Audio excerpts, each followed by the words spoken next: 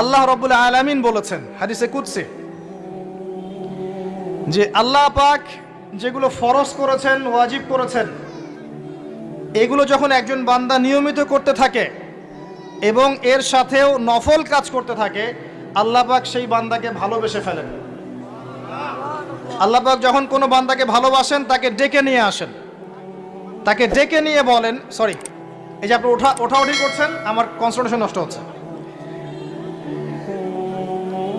যখন আল্লাহ পাক কাউকে ভালোবাসেন তখন জিবরাইল আলাইহিস সালামকে ডেকে নিয়ে আসেন, ডেকে নিয়ে এসে বলেন যে পৃথিবীতে অমুকের পুত্র অমুক, তাকে আমি ভালোবাসি, হে জিবরাইল তুমিও তাকে ভালোবাসো। এরপর জিবরাইল আলাইহিস সালাম তাকে ভালোবাসতে থাকেন এবং অন্যান্য মালায়েকাদেরকে ডেকে জিবরাইল আলাইহিস সালাম বলেন, আল্লাহ অমুককে ভালোবাসেন, আমিও তাকে ভালোবাসি, তোমরা সবাই তাকে ভালোবাসো।